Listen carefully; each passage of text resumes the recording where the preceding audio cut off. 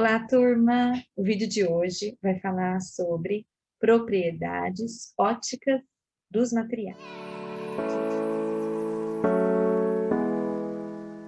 A gente já falou nas aulas anteriores, nos vídeos anteriores, sobre as propriedades físicas da luz, e também nós falamos das condições fisiológicas do olho humano, né, que permitem adaptações, permitem que nós nos compatibilizemos a diferentes condições de iluminação. E agora eu quero trazer para vocês uma discussão sobre como os materiais se comportam em relação à luz, né? E que propriedades desses materiais favorecem a replicação dessa luz ou diminuição da replicação dessa luz para os espaços interiores. Primeiramente, é importante que vocês saibam que todo material exposto à luz, ele vai se comportar, vai direcionar algum comportamento, independente de qual seja. Alguma coisa vai acontecer com essa luz quando ela chega a um determinado material. Uma parte dessa luz, como vocês podem ver aqui na ilustração, uma parte da luz que chega, essa parte amarela, é a luz que está chegando, a luz incidente. Ou melhor, a radiação incidente, né? Isso tanto pode funcionar somente para a luz visível, ou para outros tipos de radiação. Vocês viram isso em conforto 1, né? Mas nós vamos falar aqui que seria basicamente a luz. Então, a luz incidente, ela é refletida pelo material. Isso aqui é um material semi-transparente, é um material translúcido. Não é opaco, como uma parede, por exemplo. Ele permite a passagem da luz. Então, a gente percebe que essa luz, parte dela passa, ó, tá vendo? Atravessa esse material. Isso é transmissão.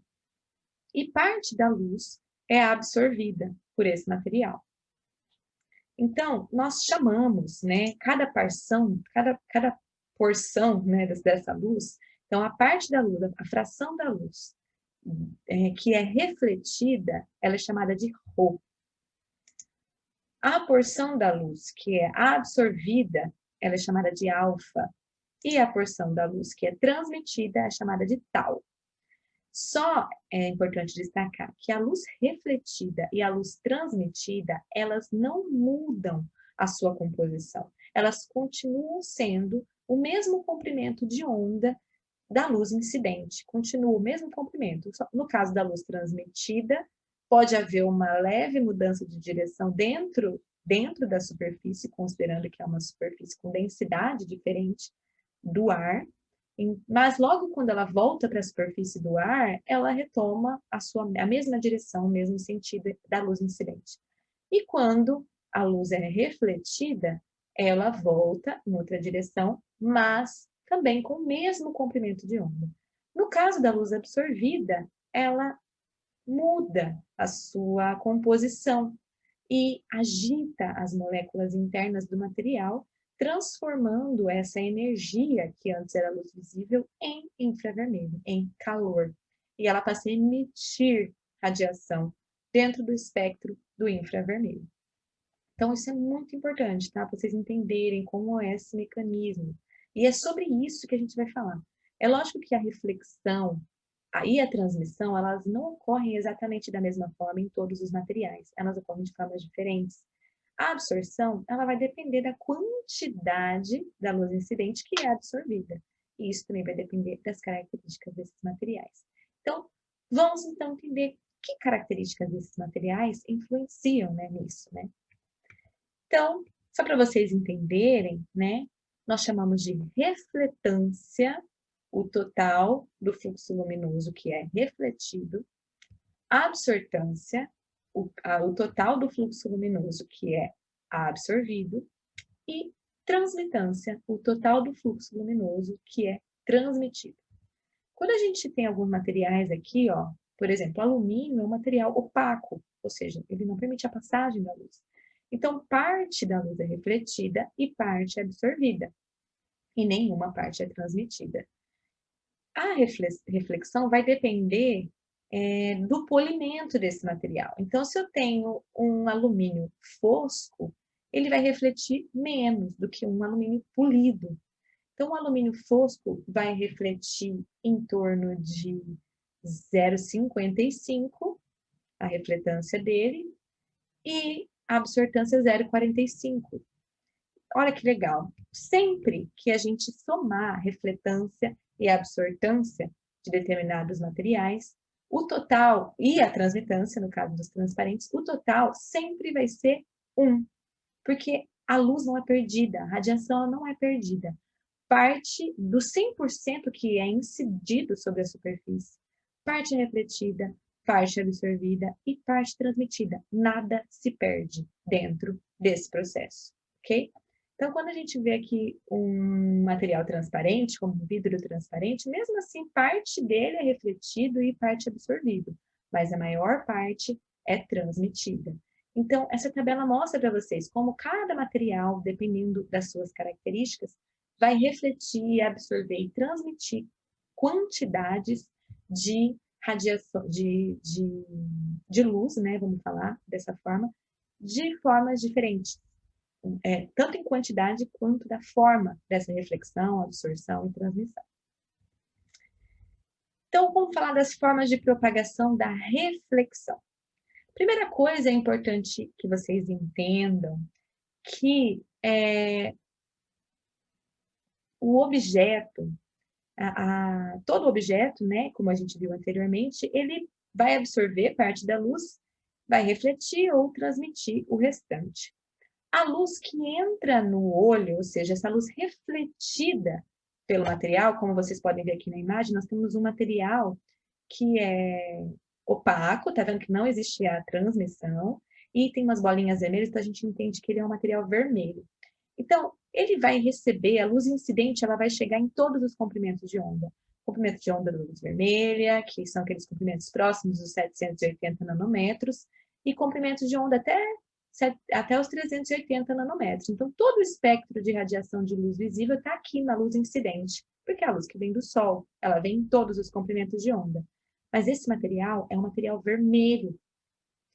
O que quer dizer isso, professora? Quer dizer que ele é capaz de absorver todos os comprimentos de onda, menos o comprimento de onda do vermelho. O comprimento de onda específico da cor vermelha, ele é capaz de refletir.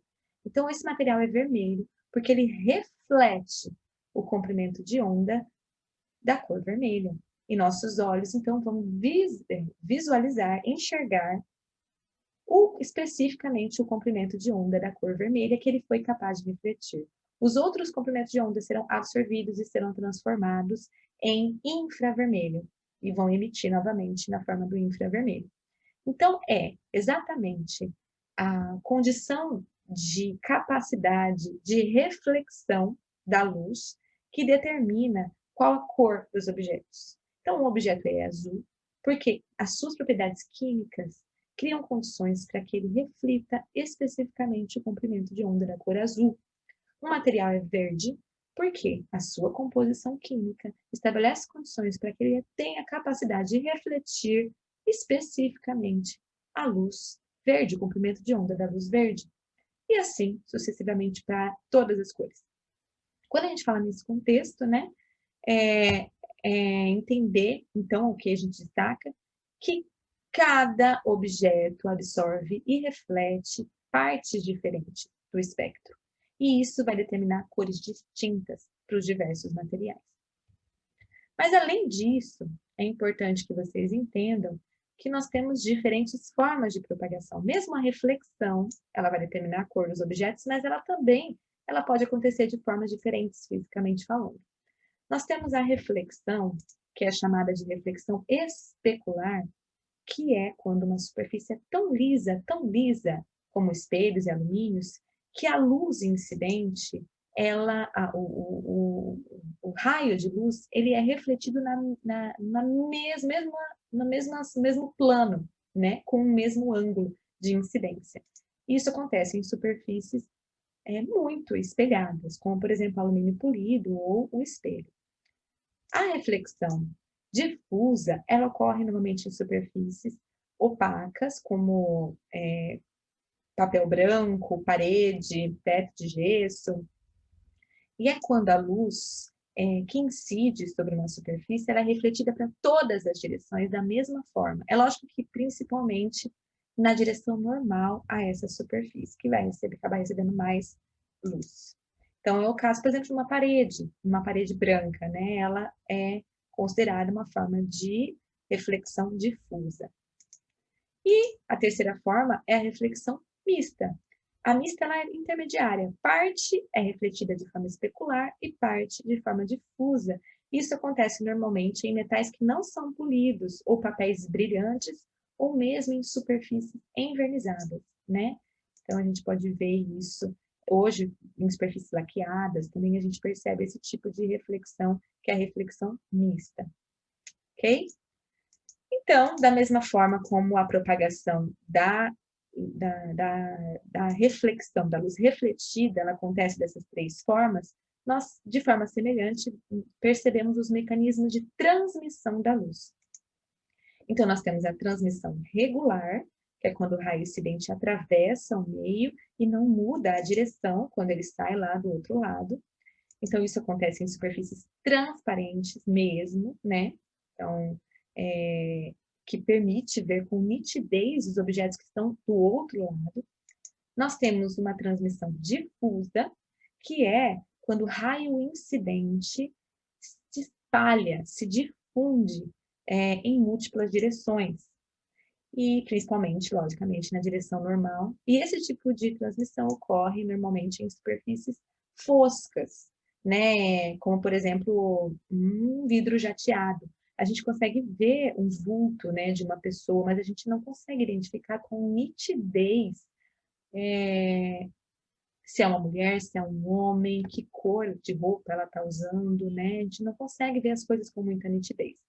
Então, esse é o tipo de transmissão difusa.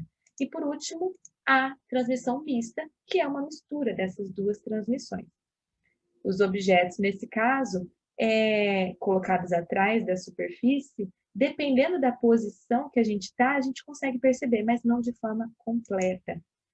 E é o caso, por exemplo, de vidros canelados, né? Vidros orgânicos ou cristais, como vocês podem ver nessa imagem, né? Ela dá uma deformada, mas de certa forma a gente consegue ver até mesmo detalhes dos objetos que estão do outro lado, dependendo da posição, né? E da forma como a gente observa.